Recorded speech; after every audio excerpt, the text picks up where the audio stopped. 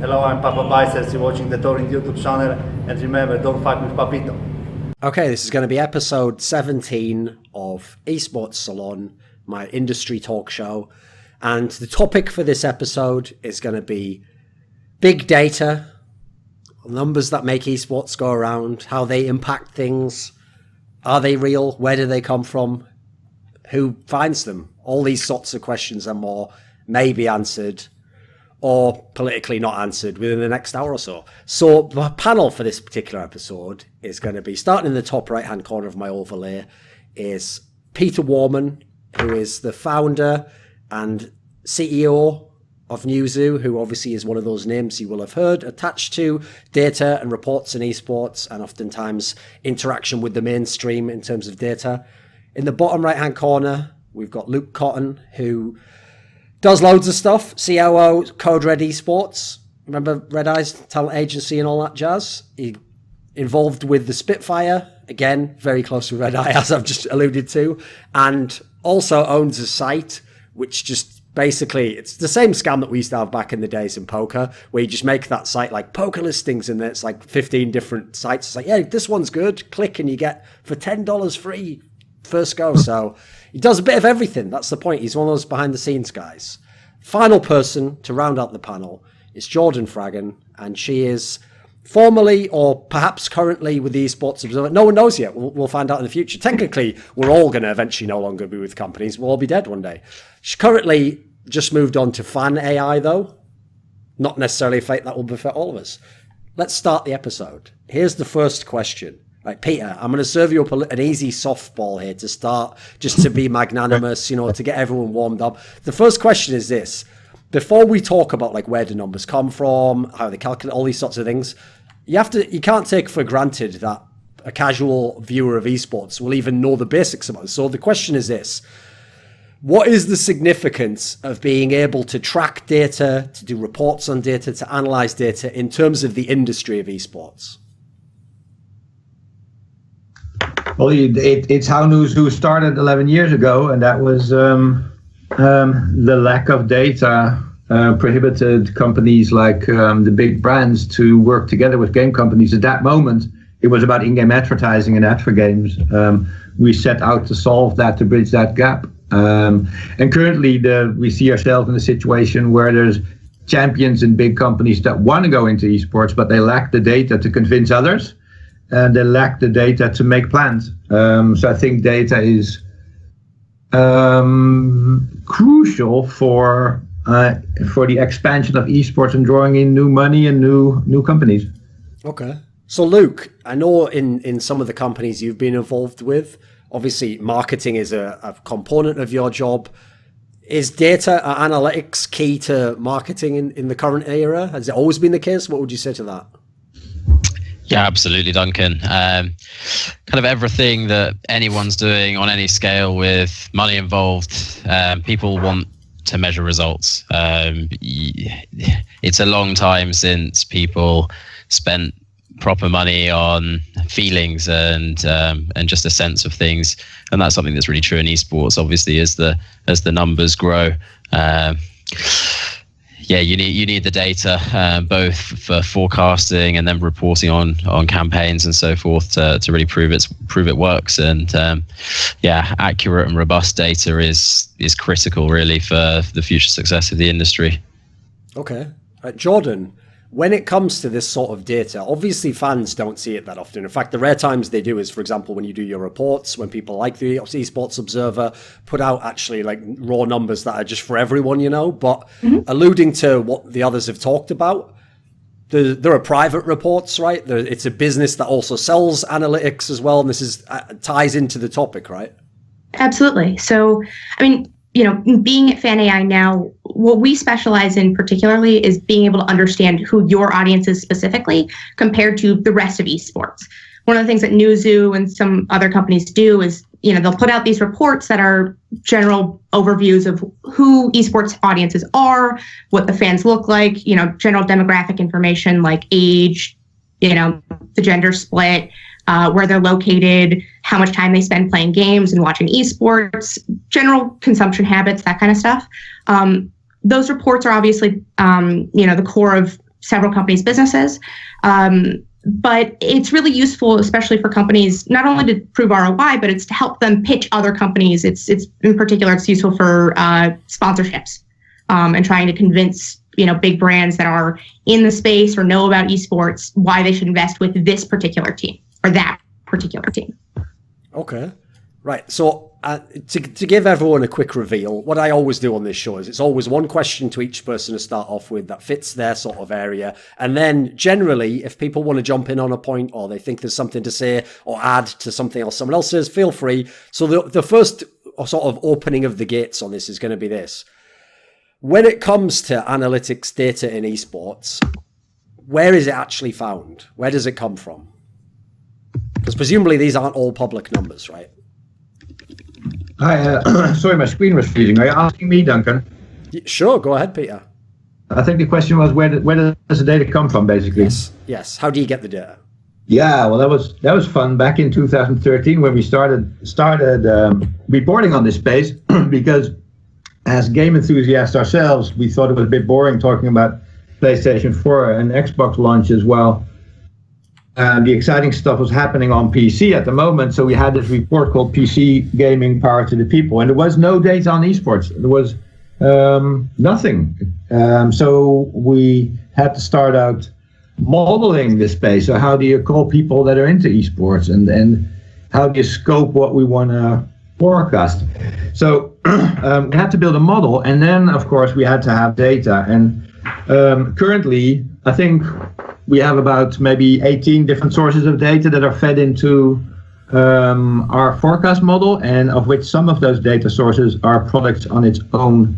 And it splits up into, well, the forecast model itself is something very complex. It's like what I call the biggest Sudoku in the world. You feed in all the data that you have bottom up, but also top down, because you know that there's a certain cap to what a certain market could make in the end. Okay. You have to build a very smart model, and then you have to relate forecasting to certain KPIs that are true, like GDP and economic growth. That's a very complex thing. That's not as easy as it sounds, but the actual data that we use predominantly is actuals. So you need in this space to have your hands on actual data, especially when it comes to revenues, because it is so easy to under or overestimate the money going around. Because one corner of the industry in the beginning was making completely nothing, another corner was making a little bit. So we have 13 really big esports teams that provide revenues every quarter to us, split up by sponsorship, advertising, merchandising and stuff.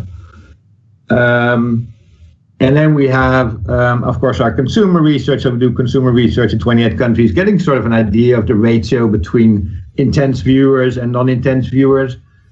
And then there's media right deal sizes that we know because we are involved in with many of those companies who already were clients, so we know the deal sizes. And then there's a lot more like software running on 12 million PC gamers, PC, so we can see what they're doing on Twitch and YouTube, which games they're playing, which Battle Royale game they're playing today. It's a real wild combination of things that gives us the confidence that we're doing a pretty good job, but no data is perfect. I mean, really, no data is perfect. So ours also is not, but I think we're good at it. Yeah, I think it really depends on the type of data as well, as kind of Peter alluded to. So, for example, we as Code Red don't do anything around demographics and age and gender and this kind of stuff. It's it's not something that we're doing. And when we have clients that are looking for that information, we lean on things that Newzoo publish and their competitors and so forth. But then, as Peter touched on, kind of revenues, particularly around teams, where kind of Newzoo get their data from 13 different teams and obviously extrapolate that out to get to a market size. So we have clients that are teams or are looking at launching teams or investing in teams and so forth. And that obviously the big question for them is, what are the revenues now and what are the revenues going to be going forwards? So we've done a fairly extensive piece of work on this. And obviously we don't have the access to 13 teams opening their books to us on a quarterly basis. So we have to judge based on our knowledge, being in the industry and working with people and so forth.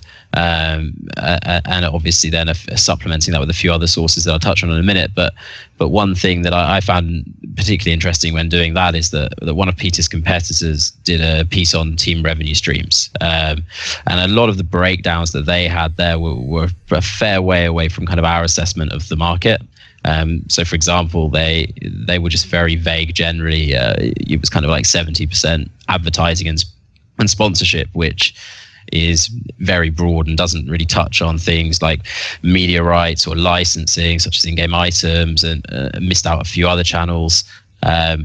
Also had prize money in at 20% of team revenues, where that's something that it may pretty unreasonable. It's one of those where it may be true, but even if it is true, it doesn't actually matter, because obviously 90% of that prize money is going out as a cost line anyway. So it's inaccurate. I mean, that's higher than what we forecast, a team's revenue prize money was now. But regardless, I think that the point here is it really depends on the type of data. So things around that, for example, so we obviously have the knowledge of being in the industry and living and breathing it and so forth. But also, I think underrated sources are kind of executive interviews and financial reports and things, that people reveal on shows like this one. Okay.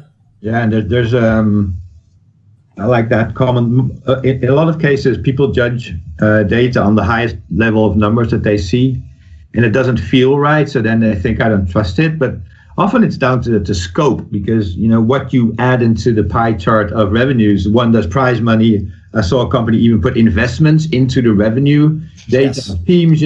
Everybody does it slightly differently, but nobody has the time to dive into it to understand the difference. So I think we as data people have the responsibility to try to provide a little bit more insight, so there's not this misunderstanding going on, which we also have experienced, and we've been, that wasn't nice, but we've learned from it. Okay. It's definitely the area where data is a little bit more of an art than a science. In this model building. I can speak a little bit also more to some of the more public facing numbers that people do see, like viewership data, because those come from completely different sources than what's been mentioned so far. If you're talking about like Twitch viewership, a lot of these companies, especially when it comes to social media sites, whether how many followers people have, viewership data, it all comes from a company's API. So an API is essentially you can send a request to the company and they'll send you a number back. So it's pretty official. Certain companies will have publicly available ones. Twitter is pretty easily accessible, although, you can definitely have different levels of access, especially with sort of like your query limit. Really, the interesting thing recently in esports and sort of social media and insights in general recently has been sort of this Cambridge Analytica issue, where that's almost completely shut down all Facebook and Instagram data for a lot of these companies, just because the rate limit has gone down significantly. Like in order to get, people's follower counts, throughout the day or throughout the week, even however often they post, one of the issues is that each individual piece of information, so like how many followers somebody has, how many engagements this tweet got, what tweet are you talking about? That's a single query in of itself. And if you severely lower the limit from, say, 5,000 per hour to 1,000 per hour, you're essentially cutting off a huge piece of people's data. Like I remember different sites completely breaking down when Facebook instituted this without really telling anyone. But that's where most viewership data comes from as well. So for Twitch in particular, the API is a lot more accurate than the number that you see beneath the stream, because of a couple of issues. It's sort of the same reason why like Chinese sites are a lot more sketchy when it comes to viewership data. In particular, like if you're going off of the API, you're getting direct access to the server. And the server is going to be a lot more focused on serving out the content that's high traffic than recording how many people are actually coming into it at once, which is the number that most sites will show for a particular stream. In the cases where you have a lot of high volume, you may get a number that's a screenshot that says, it was 400,000 people. Like I remember seeing that for the Tyler One stream. That was there was a bit of a debate between Dr. Disrespect and Tyler One for a bit for the individual concurrent viewership record. And that sort of discrepancy between what is actually recorded versus what is seen on the site, that's entirely because of, the server not necessarily prioritizing updating that number accurately. Okay. So Jordan, when Peter said there how Newzoo does it, where certain things are based on like surveys and then you extrapolate out and you build up the scale of how many countries and how many people, obviously people might be familiar with the basic concepts of surveys. Like if you do the correct demographics, you can scale them up from, I think the number that people often cite is like if you survey the right 1,000 people, you can actually apply it to like a whole population of people basically, right? That's obviously not exactly what people are that worried about anyway, like how old someone is or whatever. But the areas people are interested in is things like revenue, sheer number of viewing figures, because these are obviously the big numbers that you hear about in the reports that are selling esports to big companies and are always used in the mainstream news reports, which themselves end up being an adjunct of selling this kind of data and the concept of esports to a bigger audience. So my question will be this: when Peter pointed out that within Newzoo, okay, they can have certain revenues for teams and numbers there because actually the teams have opened their books and have done some sort of limited partnership with them where they get that data. If you're working for a company that just puts these numbers together like you have been, does the company itself have similar deals? Are you having to go purely off public stuff? Are you having to just like extrapolate and try and sort of guess, but in a scientific manner? So it sort of depends on which particular site you're talking about. If we're talking Twitch viewership data, one of the things that will cause a discrepancy, say, between the Esports Observer and the numbers that we use versus, publicly available sites like Sully Gnome or Twinge, is just when people are querying the actual stream. So, for example, you don't actually have to query the stream every single minute. Oftentimes, concurrent viewership it's an average, obviously. So if you are querying it every few minutes, that's generally pretty accurate. But a lot of sites will query it every 5 minutes. Some will do every 6. It really depends on the site. And so that's where some of the discrepancy can arise. When it comes to actual like publicly available data versus not publicly available data, you can get access to these API keys pretty easily. With Twitch in particular, they're a little bit more, I would say, protective of their data than a lot of other sites. Twitter tends to be the easiest one to work with, but in most regards, it's just applying for one, and they're cool with it as long as you're not like, you have to obviously apply or work within a certain framework with your terms and conditions. But as long as you abide by that agreement, most people can get access to the API key. Really, the issue here is turning that API key into something that's a usable platform. So that's really where the IP for these different kinds of businesses comes in. Newzoo in particular, I know you guys have been doing a lot of viewership data, in particular being able to separate out what's an esports stream versus not an esports stream. And that sort of proprietary data and data management is where these companies sort of do more than just saying, hey, let's take a bunch of numbers and throw them in. It's definitely, there's processing that has to go into these numbers. Yeah, it's that split in esports, because we had a lot of companies that come into this space and thought that if I sponsor anything in esports, I will be completely visible on Twitch and YouTube gaming. And we had to explain time by time that this whole phenomenon, the whole fun of it is the consumer empowerment, and that everybody's streaming, and that 90% of the video hours are actually not professional content. Yes. So we had to tag, and Twitch doesn't do that, and YouTube gaming also not. It doesn't tag sort of the channels if it's professional content at the moment. So we do that manually, and then we have this machine learning geek in-house who's programmed it to every new channel that's opened to suggest if it's professional or not, and then there's a manual check. That's a lot of work, but if you can't split it up, then you can't paint a realistic picture to a Coca-Cola or something who thinks that Twitch is esports. Yeah, it's also really important in particular for understanding the differences between platforms. That's often, a lot of people treat a viewer on YouTube as equivalent to a viewer on Twitch. And And that's a definitely not something that we tend to, or at least for me, I you don't go to YouTube for the same reason you go to Twitch.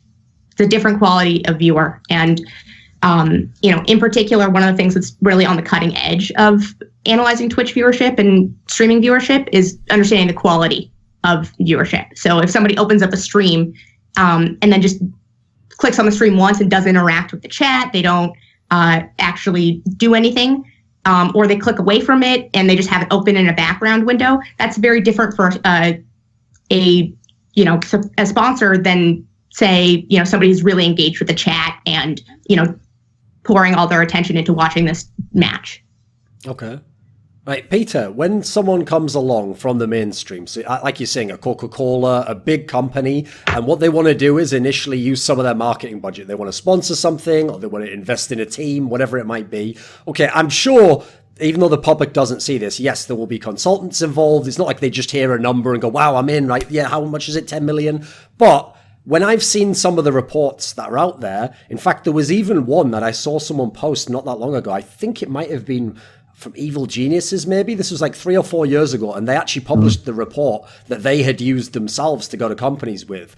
And admittedly, this is a few years ago, but people in the industry would laugh if they saw this report. Like, it wasn't some like detailed breakdown. It was sort of the biggest numbers they could find, and numbers that, people don't even know what they mean, like watch minutes or total amount of people who watched the entire event over the entire, basically a way to get the biggest number possible, and doing things even like saying generic terms like, they fill stadiums around the world. Then like that very famous picture from that Korean StarCraft final, that was like the only one that ever had a massive audience when it was on a beach, which was actually over 10 years ago. But, they're selling it as though it's like at the moment. This is obviously one of the areas where people are going to be interested in watching this episode, because they're worried that either people are being duped or people don't understand themselves, like they're getting a bigger sense of how esports is overall, right? When is the big companies we talk about, are they actually initially just looking to know how big the total market is and how big the total field is, and then they're going to go from there? Do they want super specific breakdowns before they're going to go into something? What would you say to that?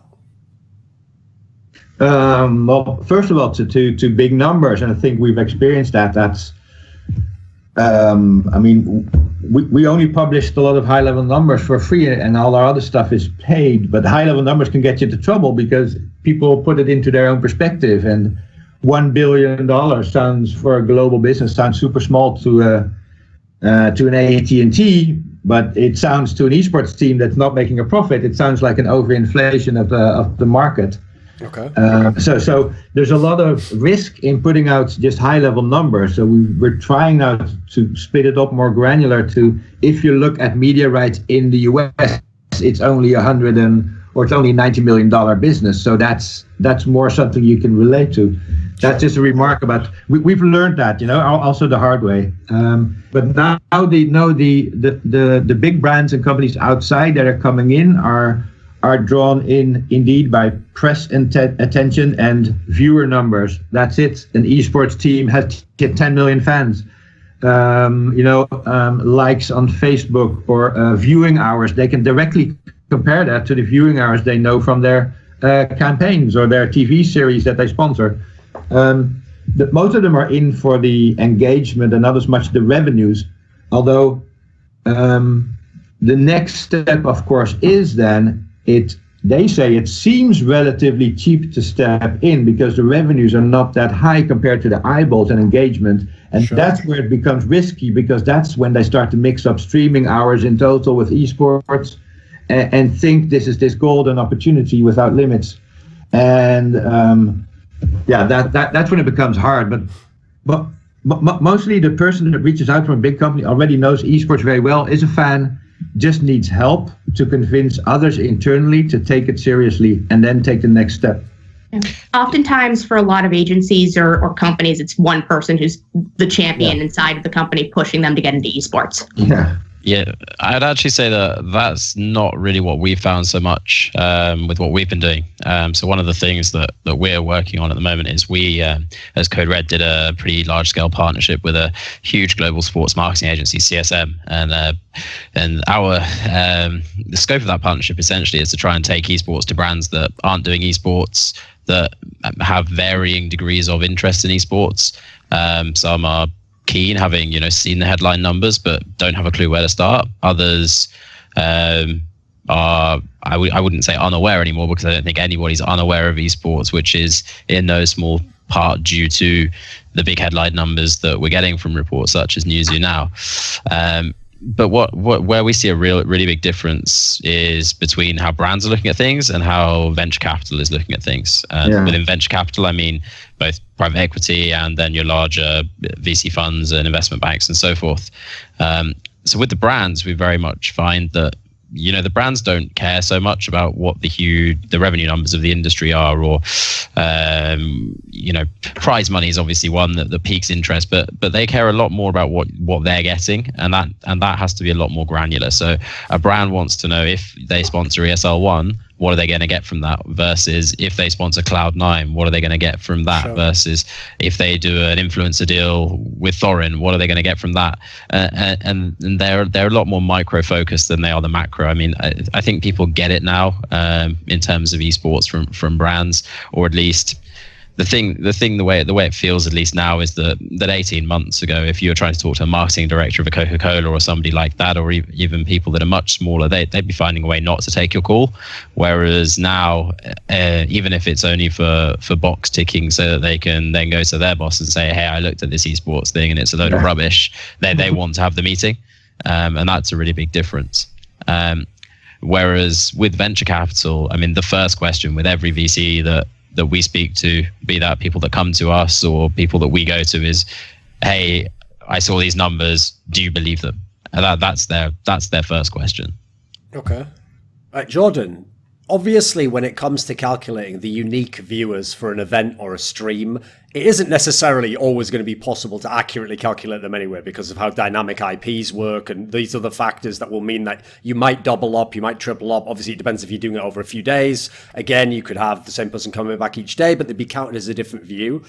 But people are quite concerned about that kind of number, because that kind of number almost always seems at least a little, if not a lot higher than what industry insiders would say would be reasonable for that particular event at that particular time. And pretty much across the board, I've noticed, whenever they use that particular number. Why is that number, A, so vital? Why is it the one that nearly always is brought forth? That one, or total viewers, I notice, are the big ones. And what are the complications with even trying to calculate a number like that or model it? So total viewers is typically the most used statistic, just because it's the biggest number. Let's be frank. I mean, it's much easier to sell, 80 million people watching something total than 40. Even if most of those viewers tuned in for 20 minutes instead of the full 3 hours. One of the complications here is that obviously, if you are going off of a specific stream, like, yes, there are obviously dynamic IP issues. If you're connecting with a phone, you then, go off a mobile network and then you connect back to a mobile network, your IP will change, therefore you're a different user.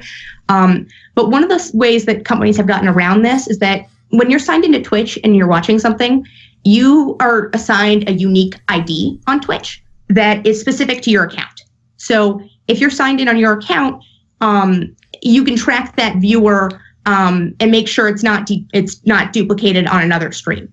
One of the things, obviously, it's anonymized. You don't actually see what they're saying or anything like that. It's just a number. Nobody really cares if you're in Russia. I mean, they care about location, but Twitch often doesn't actually track location.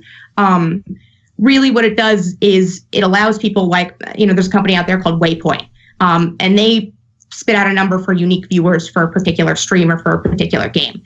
What they're checking is they have an algorithm that's about 90% accurate, so plus or minus 10% from the number that they actually put out.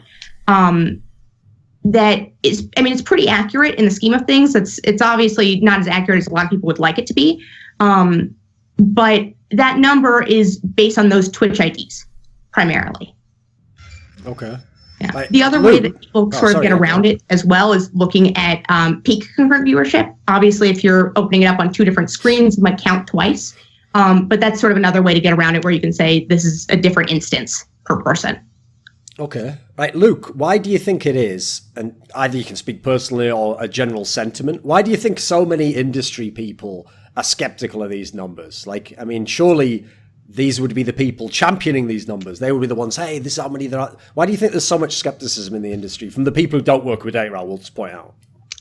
I guess so. It's a general sense. I mean, I think that we all have a default skepticism, probably because 5 years ago the numbers were embellished. Realistically, at least some of them, there were reports coming out, and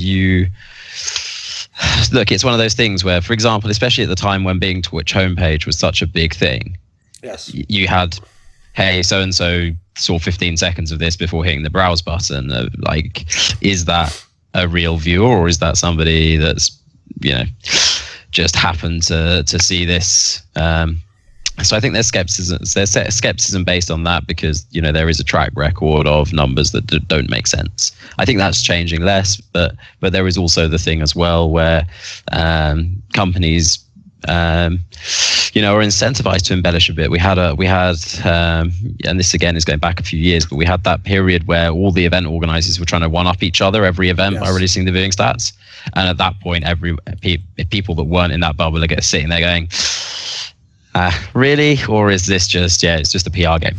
And I think that part of that as well is that a lot of people in the industry, especially the more, for want of a better word, kind of old school people, the people that have been around a long time, are in the industry because they care about the industry, and we care about the industry. So I think that those people, especially whilst obviously everybody wants to make ends meet and wants to make money, and there's nothing wrong with that, there is kind of a sense of a bit of a duty of care to the industry, and a responsibility not to oversell things and put brands off, as we've kind of seen in previous years. Less so now. Mm-hmm. Okay. That was the criticism that we got in a certain phase as well. It was interesting. Some would say still getting. But less and less. We have an equal amount of people that say our revenue estimates at least are way too low.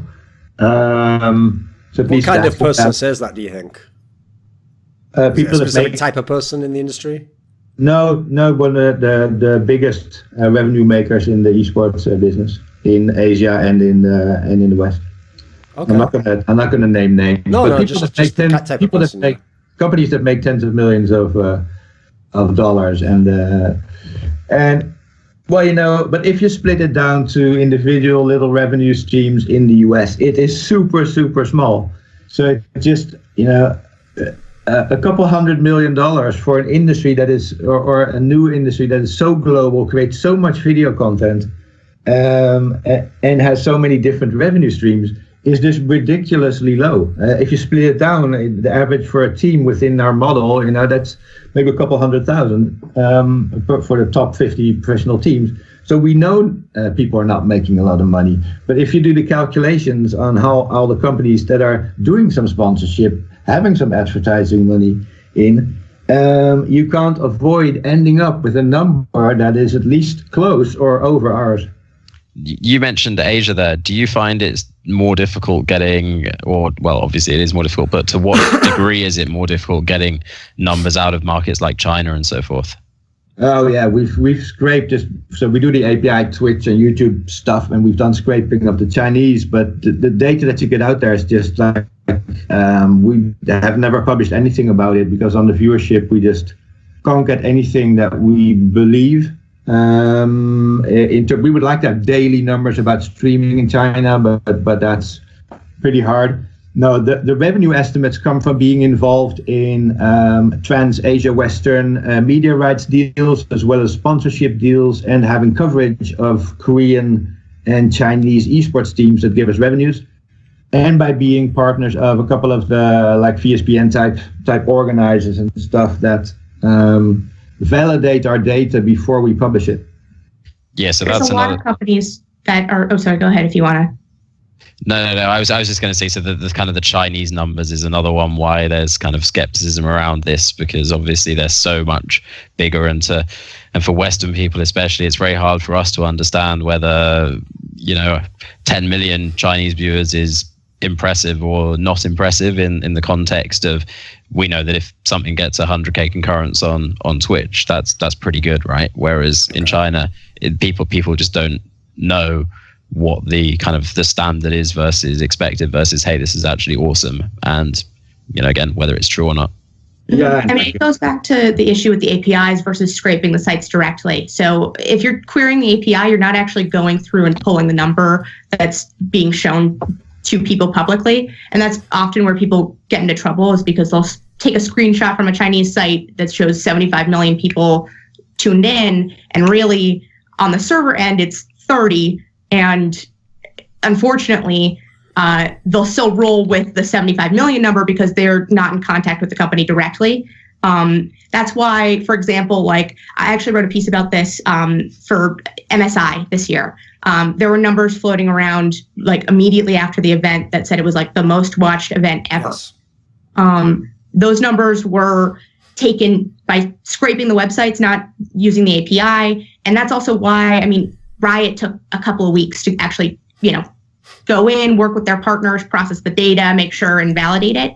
That's why you don't actually get viewership numbers directly after an event. And when you do, you'll get sketchy numbers like these where they're just scraped from the site directly, which aren't guaranteed to be accurate. Okay.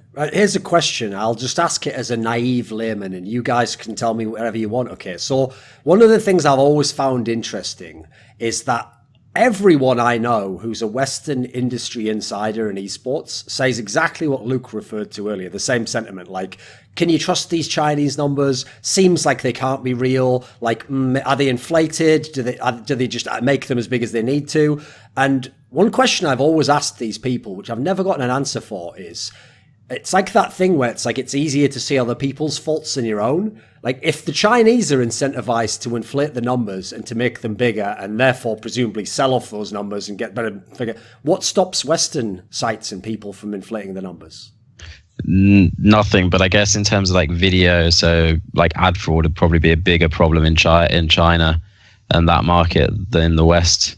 Would be one thing that immediately comes to mind, but yeah, I guess it's one of those things where the Western numbers, obviously there's skepticism, but yeah, I mean it's easy to not see your faults, as you said, but then revenues in the Chinese market don't necessarily scale compared to the West based on how much bigger the viewership is. Sure. And I think that's the thing, is like, some people in the West don't understand what one Chinese fan is worth, whereas they do understand what a Western fan's worth. Okay. Yeah, there's more to that. But if you take the data of the Chinese sites, it seems that there's like between 100 to 1,000 times more viewing hours than Twitch and YouTube put together. And that's not possible, 10, 20, 50, maybe even 100 times. So something's wrong there. It doesn't relate to the number of people that watch streaming in China, even with the high numbers. But there's a counter thing in revenues. I mean, I see deals being done in China with games, like Battle of Balls, or even games that you really never heard of tens of millions of dollars. And in some cases, the Chinese and Southeast Asia is going really fast now with serious money going into esports and stuff. So on the money side, it was Starbucks and Swarovski, all these brands that were hoping to get into Western esports that already were fully into Chinese esports. So in some cases, they could be ahead in terms of revenues. Okay. The other thing to keep in mind here is that there is actually a bit of a watchdog when it comes to, putting out fraudulent numbers for these different platforms, and that's ad fraud. I mean, ad fraud's a big issue that's been getting a little bit more play in the media recently. But it's definitely something where, if you're a big advertiser and you're paying for, Google AdSense to, display your, banner ad, or if you're working with Twitch to do an interstitial ad or anything like that, those companies have incentive to make sure that Twitch isn't, fraudulently putting out those numbers. It's obviously a big issue currently. There's something that, I think that Ad Age put out a report somewhat recently about this, saying like some ridiculous percentage, I don't know off the top of my head, of ad fraud. There's of like ad transactions online were, ad fraud. Certain sites will buy traffic to other sites and say that then it's part of their own traffic. There's a lot of stuff. Tim Pool is actually a really good journalist who's gotten a little bit of investigative journalism into this space. But it's something where in esports, like there are certain checks, especially in Western sites, where there is more ad placement. And, you know, it's not perfect by any means. Okay. Yeah, you know what's fun, Duncan? That in the we have the handicap that digital is so well measurable. We're having difficulty getting the right data. Well, we have more data than any, like the TV industry. You know, they're lucky not to be able to track everything. Yes. Because then they can get away with putting a couple thousand boxes in people's homes, extrapolating, yes, and ruling a tens of billions of dollars of TV advertising business. And just because everybody trusts it, that's the value of that data. But it's really weird that we twist each other's arm and we're trying to get good at this. While we're drowning in data, and the traditional industries have the luxury that they don't have the data, so they can just make something up that works.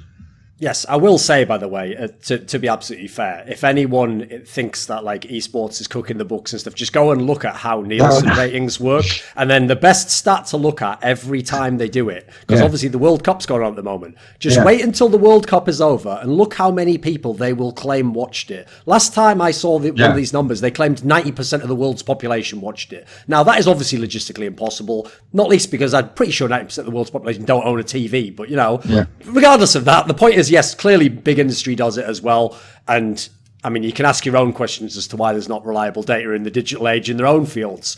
I suspect it's not really incentivized to some degree. Here's a question, though, similar. Is when we alluded earlier to how a number can be very variable, like the same person could be joining the stream multiple times or a different device or their IP's changing. Another factor that you alluded to was maybe something's on the front page of Twitch. Perhaps a video is an autoplay. These are obviously elements where people can understand how the number could legitimately be higher, but that's not really the same as like a viewer as the viewer who watched for an hour. If it's the guy who saw it on Twitch, but then he clicked off, if he saw an autoplay and then he stopped it playing. But here's the question I have. Is I know myself on YouTube, I think the number is something like 30 seconds someone has to watch for the view to count. But I remember seeing specifically, I don't know what the exact numbers were, but for things like Twitch, the lower number was much lower. I think it was as low as 5 seconds or something, like something very, very low. Now, when the total numbers get sold in a report or they get publicized, do companies interacting with those numbers know that this amazingly large number could be to some degree watered down with people who weren't actually watching and other factors like that? What would you say to that, Peter? Yeah, this is about ROI calculation of streams and stuff. And I know there's multiple teams doing it. It's like Stream Hatchet and, of course, Nielsen. And they have often their own metrics for how long people have to watch and the angle of ads and coverage. So that's pretty confusing. But I'm not aware because we don't do ROI measurement. We believe the market now needs the trusted stand by Nielsen and maybe some other folks. So no, I can't really answer that, how they approach or inform their clients about the watering down. Maybe Luke or no, maybe Luke has an idea. Wait a second. Let me just put a pin in that really quickly. Just a quick follow-up though, Peter. Yeah. That does sound a bit curious. Like you have essentially just implied what I just said, which is like the Nielsen rating system for television is pretty inaccurate. So why would you want the official stamp of Nielsen on esports data? No, I say I don't want that, but this is the expectation. No, it's an important point because so we work with the champions within this big consumer brand, Champions League sponsorship company. We educate the people. They start to invest. We show them. We track, which games they should invest to in every country. Blah blah blah blah blah. They start to invest more. Then they need to report back to the CEO. Okay, thanks for the money. I invested it. I'm going to report on the success. If they go to the CEO with a report by a company that the CEO has never heard of before, but is a specialist in gaming like we are, chances are that the CEO will say, "Why? I'm used to Nielsen reporting on TV. What is this?"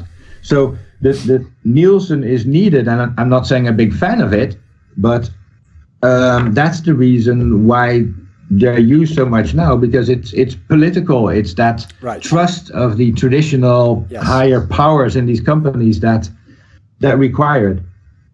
Yeah, so TV is actually the one.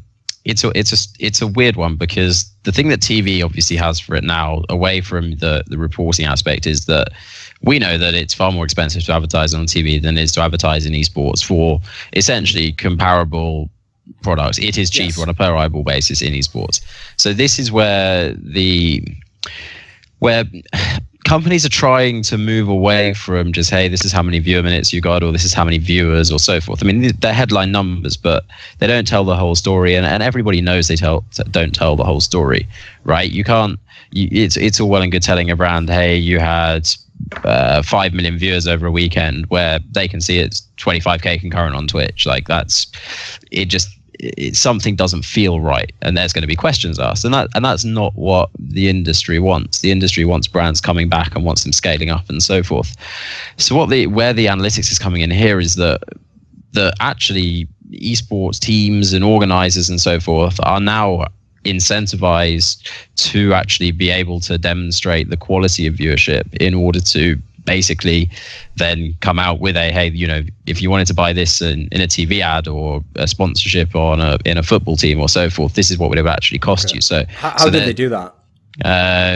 So they're starting to look at the both the time and quality and share of voice of logo placements and people talking about brand and product placement and these kind of things. There's actually a really interesting thing. So one of the reasons why Nielsen is obviously the behemoth in this industry. One of the things that is something that Nielsen doesn't publicize, but their methodology typically relies upon actual humans going through and rating frame by frame where the logo is placed on the screen in a TV ad. So that's why signage in games is important versus, let's just say for a football match. You'll have the Coca-Cola sign in the back of the field, or something on somebody's jersey. Being able to go through and identify all the logos that are on the screen at once, how much of the screen that logo takes up, what quality, what size is the logo, that kind of stuff is super important. And that's how one of the ways that they sort of attach a dollar amount to it. There's actually a company that FanAI works pretty closely with called GumGum that's sort of doing something similar in terms of valuation to Nielsen, but they're actually doing it with AI. So it's, a lot faster and a lot cheaper typically than Nielsen. But it's a similar rating system in that, you're attaching a dollar amount to, how much of a logo is showing up on a stream or on a TV broadcast. Okay. So an obvious follow-up question to this is, since I heard someone earlier, I can't remember if it's Peter or Luke, who said that people have an idea based on the numbers of what a TV viewer is worth and hopefully what an esports viewer is worth. But as you alluded to there, Luke, the actual value in terms of the money that comes into esports for the sheer number of viewers is massively lower. I mean, its magnitude's lower. And obviously that is one reason for casual fans here as to why people would want to increase the number as much as possible. If you're getting paid at a way lower rate, you want to scale up to get the big bucks. So the question for everyone in this respect, so whoever wants to answer can, is why is the value of an esports viewer so much smaller? If I have 1 million esports viewers and I have 1 million television viewers, what inherently makes one of them either less valuable or perceived to be less valuable by a mainstream brand? I mean, I don't even think that it's necessarily that's the case. I don't think that there's necessarily the perception that the viewer is less valuable.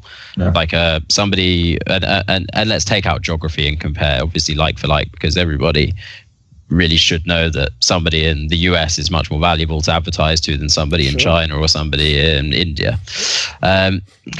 So really it comes down to just esports has struggled to commercialize its fan base to this point and still is. And in certain ways that's changing and in some ways that's not. But this is just something that that is part of being in a niche industry which people until recently outside the industry have looked down on.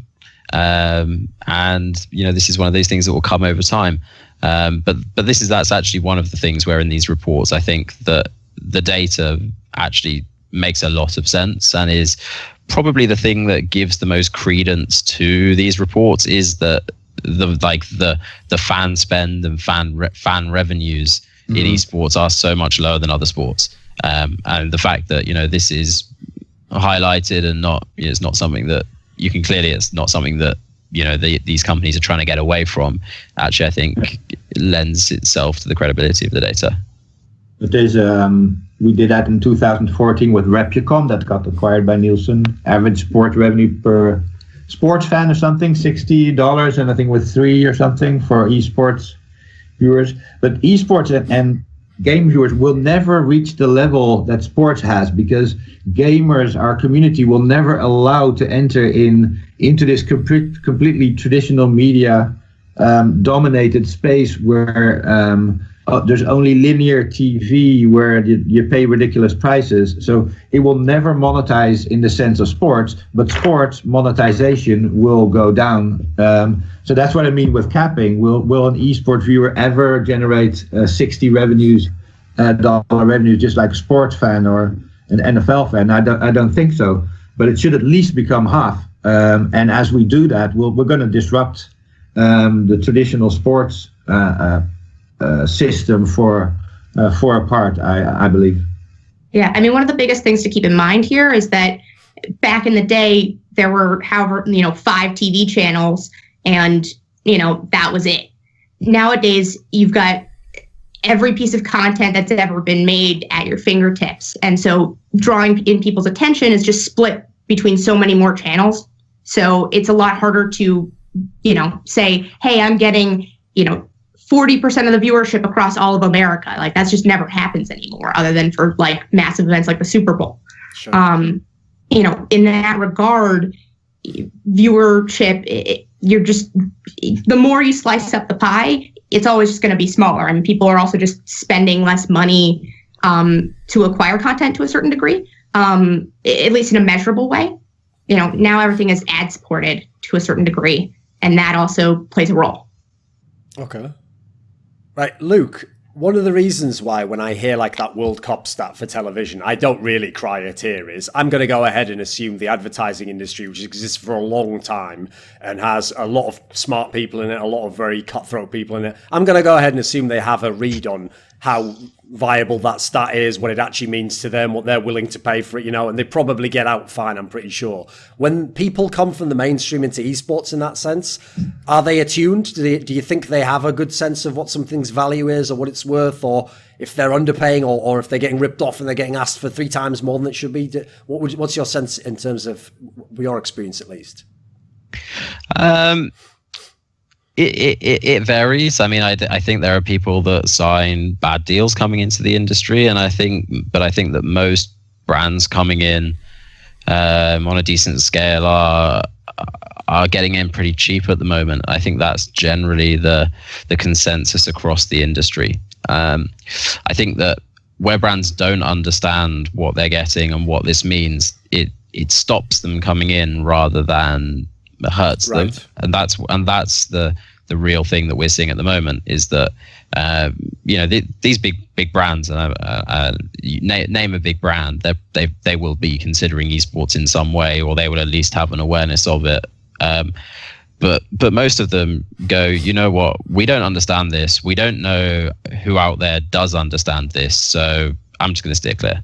Because ultimately it's not worth the marketing director, CMO, CEO of these companies going and taking the risks on something that can backfire when they don't have, either confidence in it or at least the justification for what they're doing. Yeah, and there's an equally sized risk that if they decide to dip their toes in it, they do it so carefully that it's a failure and they never come back. So right. I mean, there's so many examples of, little things that esports fans have, definitely noticed and not been a super big fan of, like, logos being too big, or, brands not necessarily understanding the messaging. A certain campaign entitled "Grow Up" comes to mind for, different companies not really understanding the culture of esports. And so the component of data is important to convince them that it's worth their time to at least consider it. But the lack of understanding of the actual audience and what people care about in this space and what is worthwhile to them is the bigger hurdle. Yeah. there's another calculation that is where we're last 6 months, this is the most popular challenge, the value not of a sponsoring deal, but of a media rights. So I'm a traditional broadcaster, a telecom company in Denmark, and I want to buy the media rights for the Overwatch League or the media rights for something more niche for my country or globally, and then evaluating, and then luckily the game companies now dare to put up serious money. In the beginning they would just be laughed at and people would buy the rights, but it's serious money that they're putting up, and then evaluating the value of media rights and then looking at how many fans they can entertain in Denmark or reach. And it's super interesting, and I think I'm surprised. It looks pretty good. The deals look pretty sizable, I must say. And when we look at the data, it turns out cheaper for them than other deals. So, yeah. Everybody talks about the brands, but media rights trade, and not only to traditional broadcasters, but to telcos who do digital distribution, and to Facebook and Twitter. That's pretty big money going around there already. So another aspect, okay, since we discussed how data is even calculated, and obviously there's some guesswork involved, or you're scaling up, or you're hoping that you have a sense of what the scope of this particular set of data is when you figure out for a whole population or an age group or whatever. One thing that I had a question about, because it's a bit concerning, is when people try to do a projection. Now, obviously, they're not claiming to be able to see into the future, literally. Like, they're not literally saying, well, this is definitely a guarantee it's going to be this number. But the example that springs to mind, and I hope I'm remembering this correctly, was I think it was the Morgan Stanley report for the Overwatch League, when they were selling the spots for the Overwatch League. And if I'm remembering the correct one, if it's not Morgan Stanley, then apologies. They predicted that the revenue for the league, total revenue, within a couple of years, I believe it was, would be $1 billion. Now, I can't claim to know all the variables, but I'd take the under on that personally. Like, how can they come up with a number like that? Because this is an example of where, again, esports industry insiders would just say, even if I'm into the Overwatch League, even if I'm into Overwatch and I believe it can work, that sounds like a made-up number that can't be real. Well, I know. I'll do a high-level thing. So one is the NFL, $12 billion. I think the NBA is an $8 billion or $9 billion business. So, top down, they can just say, if Overwatch League is the biggest league in gaming, and gaming is as popular as an individual sport, we should at least be able to make 1/8 of what the NBA is making in the end. And I'll give it to you, Luke. But that's one way at how they look at it. Yeah, so the Morgan Stanley report, so that was basically the bull case, was that they could do, I think it was just under $1 billion a year in revenue, but that was not their, it wasn't their forecast. It was a best case, right, rather than, like, I think their base was around 100 million a year, something like that, which seems probably on the conservative side, to be honest. One of the other things to keep in mind, in particular with like these more traditional banking firms that are, assessing the value of these, pieces of the industry, is that they don't also typically understand a lot of the nuance that goes into esports. Like, a big problem with, in particular, evaluating anything that's related to Activision is that everyone cites player-based numbers for Call of Duty. Mm-hmm. And we all know that Call of Duty as an esport is tiny, relatively speaking, in the industry. But all these banks don't know that. They just see, the most games sold and $1 billion of revenue overnight, blah, blah, blah. And they just assume that a player-based number will translate into an esports fan, which is just, frankly, ludicrous. It's in certain games are much higher proportion. Obviously Counter-Strike, there are many more Counter-Strike esports fans that, are fans of Counter-Strike. But it's also just not understanding what exactly they're evaluating. I agree with you on that. I do also think that there is an expectation that, so I think it's pretty much an open secret that Call of Duty will probably franchise at some point in the next couple of years. And within that, there will be similar reports and so forth, and there will be the question of, what is the fan growth going to be in this? And that's something where there would definitely be an assumption that Activision will push the esports part like they've done with Overwatch. So obviously within Overwatch now you have the Overwatch League tab. Within the client, in Battle, as in the Battle.net client, there's advertising and so forth, because all of a sudden the publisher is actually very much incentivized to push the esports offering, which is a whole question for another day, but that's something where I think that I agree with you that the big four and so forth don't get the difference between esports and gaming all the time, but I do think that there's, even where they don't, there is an expectation of some translation between casual and competitive, which the publisher hasn't plugged into yet in most cases.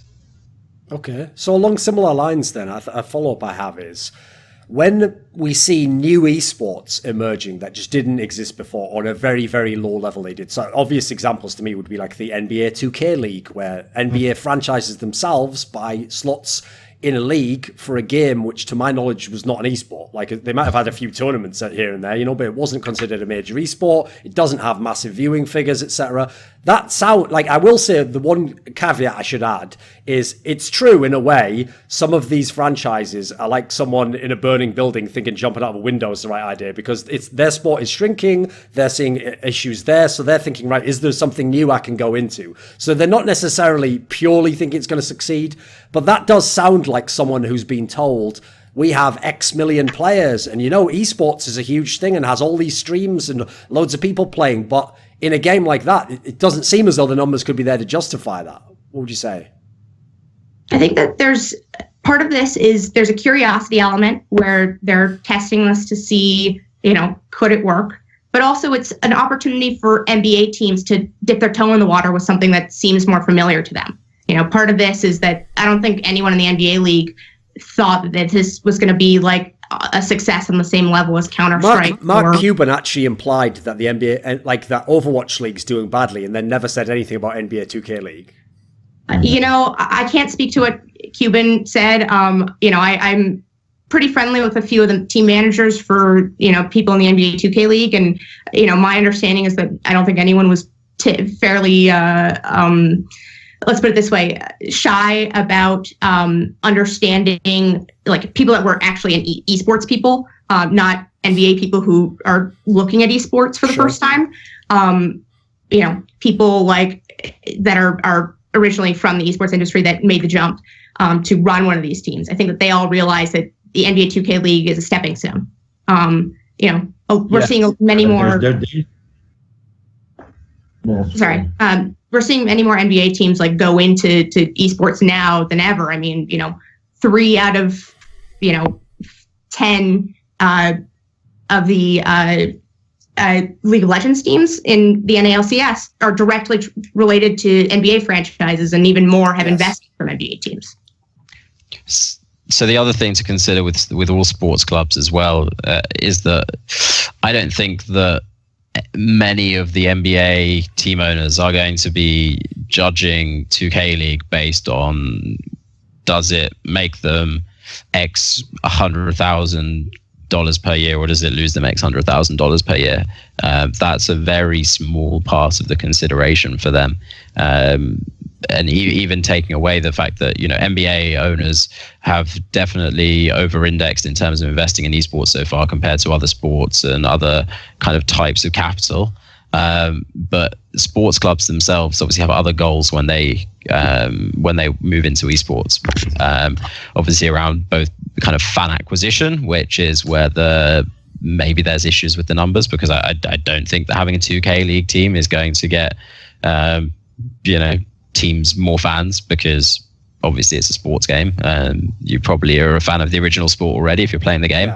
But it is a way to engage your fans as well, and to get fans coming into a stadium, and community outreach projects, and make the fans feel connected, provide added value to them, and so forth in a time when and I can't speak to NBA too much, but I know, for example, in soccer, there's, especially in the UK, the demographic of people that go to football games is getting older and older, and getting young people to go to stadiums. As far as I know, it's tough. the same in every American sport, except I think like MMA or something. I know like NFL, baseball, it's getting pretty old now, the average age. I can actually speak to this pretty accurately. I mean, the average TV viewer for all these sports, keep in mind, I mean, the NFL just hit 50 a couple of years ago, and the NBA is doing the best at 42 on average. And the trend is only going upward. It's there's a rating in terms of Nielsen demos where they talk about the 18 to 49 audience. That's the most desirable demographic audience for a lot of these brands because that's who spends the most money. And so the esports audience on TV specifically is 31. Online, that's even younger. And so a lot of these brands see esports as a way to try to build their fan base in the coming generation. Yeah. Okay. Duncan, about the NBA sports, we believe that's completely different. I think everybody agrees, completely different cup of tea than what we're talking about normally with CSGO all the way down to Rocket League. Sports, esports, it's a little bit dangerous to put them in one cup and have the press sees them as one thing, but it's so different. And that's a little bit of a danger, I feel. And the sponsors that take, okay, first we'll do the comfortable thing because we're sponsoring the NBA. We're now doing NBA 2K, so we have esports experience, and we know it probably is going to be a disappointment in terms of viewership. And then they will scare away from the next step that they were thinking about, and that was going into the Overwatch League. So I'm not too big of a fan of all the esports stuff. Not a fan. I mean, we should put it in the right perspective. Otherwise, it might hurt the whole ecosystem a little bit. That's what I think. On the other hand, when it comes to money, I think the NBA 2K League could make more money than some CSGO leagues or whatever, simply because the NBA teams' sponsors also finally have a solution to put some money in esports and satisfy their boss. So It's very low threshold for an existing sponsor framework to put some money into that. But am I excited by will it draw in hundreds of millions of viewers watching a virtual basketball match instead of a real one? No, I don't think so. Okay. So another thing I thought was a topical way to pursue this topic is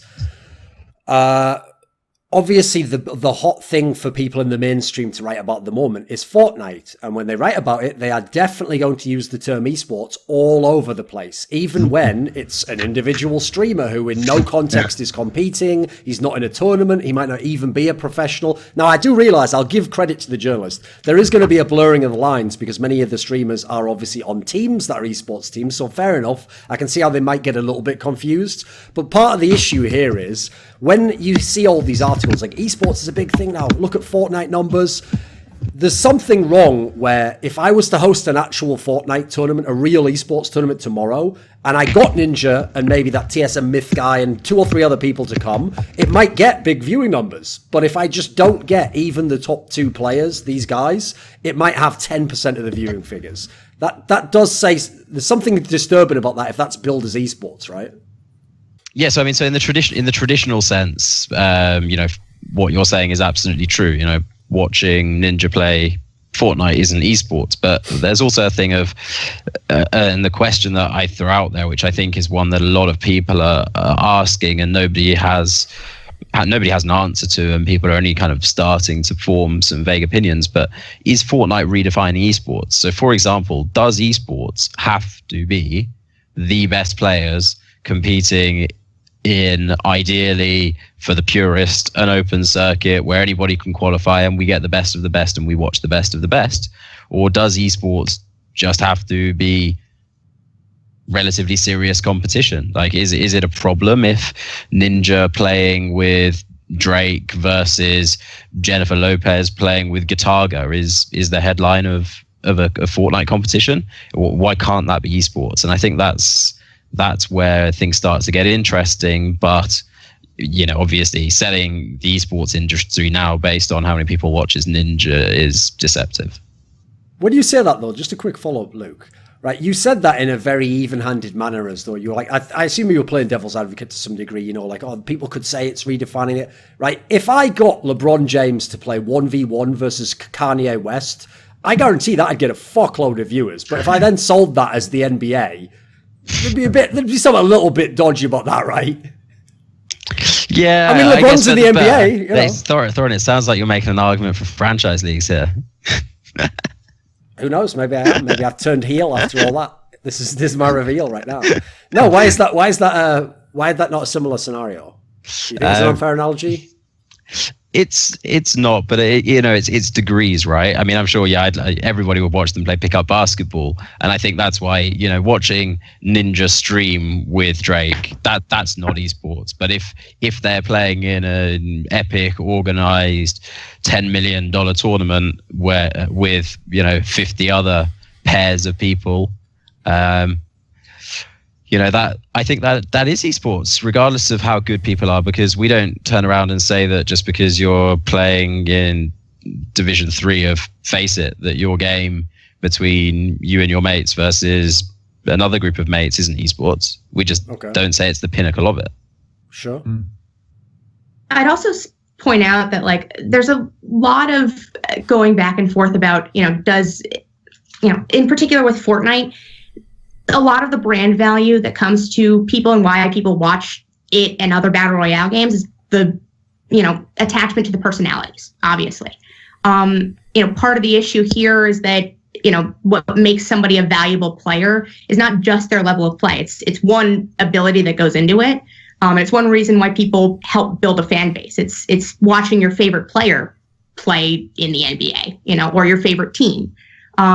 If Myth is playing for TSM and you're a TSM fan, you're still going to root for TSM. At the end of the day, a lot of these esports teams have to evaluate not just on pure performance when they're talking about who are they going to sign. Okay. Right. This is obviously a massively broad question, but I thought it was a good one as we start to close the show up. What will the future of esports data be?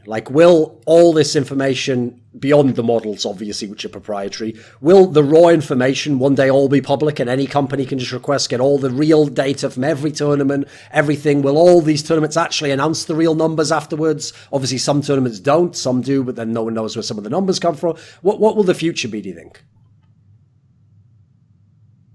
I mean, I think if you're in the industry and behind the scenes and have money to spend to a certain degree, be that whether you're willing to buy the data or you're trying to, you control the purse strings for somebody that might spend money with company or team, it's kind of there. I mean, I think that more and more data will become public as esports grows, and as, perhaps, there's at the moment, there's a lot of incentive for teams, particularly and event organizers and anybody, not to share the data, because it's a fiercely competitive market, and at some point, only the fittest will survive. And we will see new entrants come in, and we will see existing people that aren't efficient drop out. So there's a lot of competitive edge in it, where compared to something like Premier League soccer, where everybody makes a loss. So it doesn't really matter if I know that Man United are losing 100 million, if I'm losing 5, that nobody really gains or loses from that. I think that you'll start to see more data coming out around franchise leagues first, where obviously everybody's interests within that league are aligned.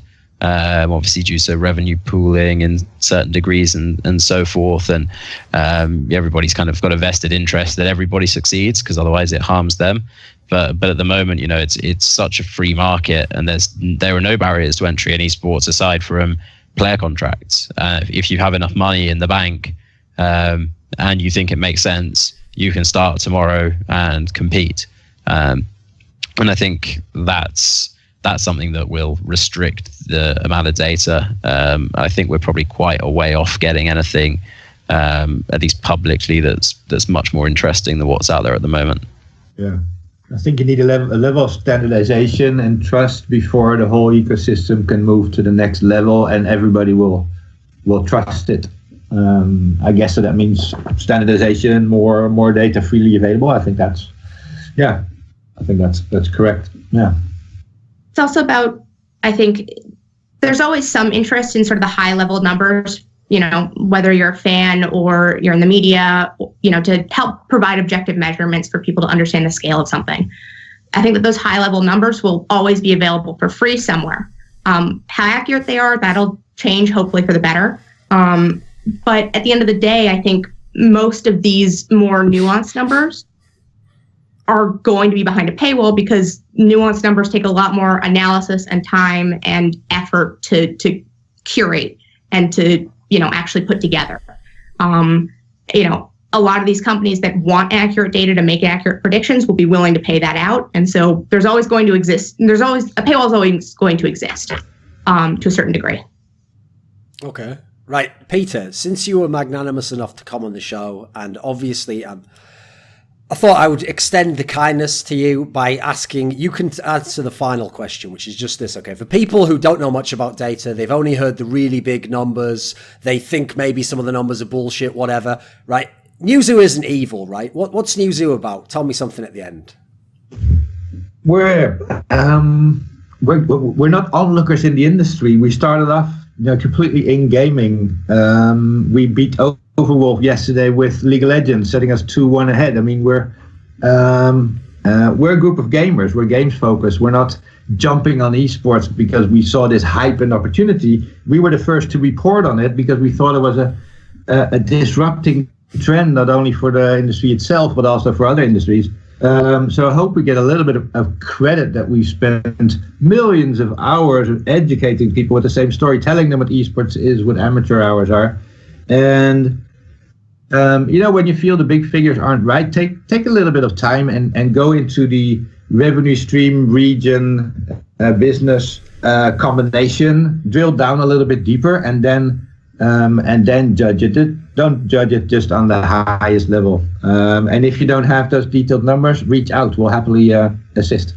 Okay. I think that was a perfect ending because you actually inadvertently reported on your own viewing numbers on the data itself, but with a projection. So we'll just leave it at that number. Thanks. Okay.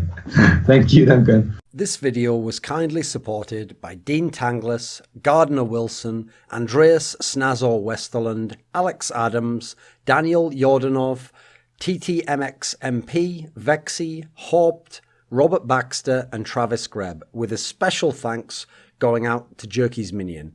Want teasers for my upcoming content? To ask a question for my monthly AMA? How about taking part in a discussion with me about esports? Or perhaps you want to suggest a topic or a guest for my content? Become a part of the Scrilluminati today at the Patreon link in the description box below.